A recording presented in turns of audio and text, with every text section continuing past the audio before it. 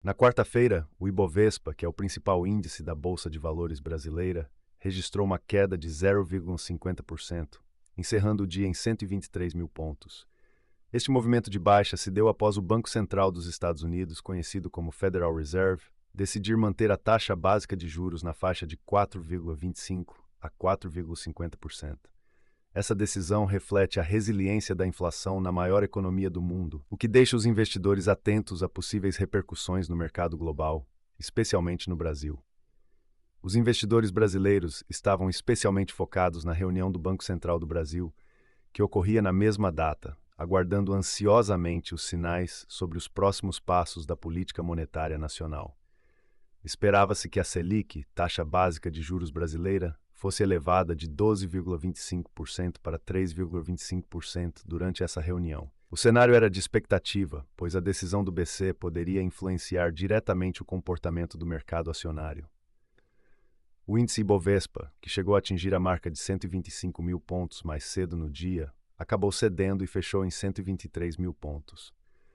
O volume financeiro registrado no pregão foi de 15 bilhões, um indicativo da movimentação intensa no mercado. No comunicado que acompanhou a decisão do Federal Reserve, foi excluído um trecho que afirmava que a inflação progrediu em direção à meta de 2%. Em vez disso, o Fed destacou que o ritmo de aumento dos preços continua elevado, o que gerou incertezas entre os investidores.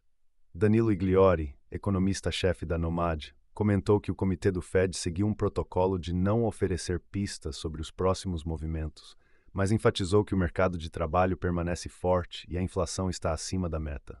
Segundo Igliori, a leitura é de que será mais difícil continuar o ciclo de afrouxamento monetário, especialmente em comparação com a visão divulgada na reunião de dezembro do ano anterior. A queda do Ibovespa nesta quarta-feira foi a segunda consecutiva, após o índice ter renovado sua máxima desde meados de dezembro na segunda-feira, quando fechou em 125 mil pontos, acumulando um ganho de 3,80% desde o início do ano, após um tombo de 10% em 2022. Parte desse movimento positivo pode ser atribuída à entrada de capital externo, que registrou um saldo positivo de 4,30 bilhões reais até o último dia 27 de janeiro.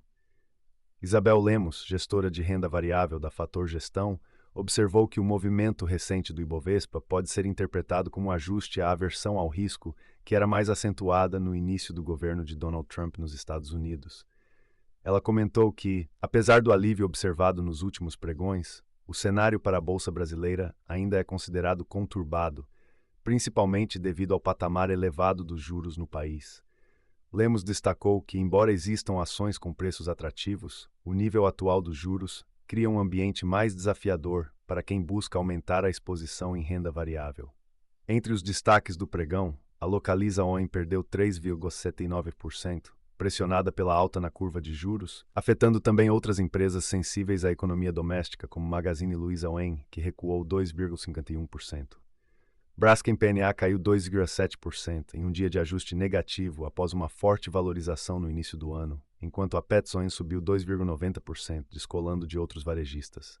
A RD Saúde ON também teve um desempenho positivo, fechando em alta de 2,14%, enquanto as ações da Petrobras PN recuaram 0,62% em um dia em que os preços do petróleo caíram no mercado internacional.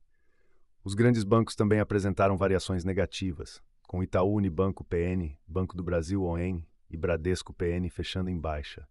O foco do mercado está agora voltado para a divulgação dos balanços do quarto trimestre, que ocorrerão na próxima semana. Por fim, a Vale ON conseguiu fechar em alta de 0,28%, mesmo diante de dados que mostraram uma queda na produção de minério de ferro no quarto trimestre em comparação ao mesmo período do ano anterior. Em conclusão, o dia foi marcado por um cenário de incertezas e expectativas no mercado financeiro, com o Ibovespa refletindo a cautela dos investidores diante das decisões de política monetária, tanto nos Estados Unidos quanto no Brasil.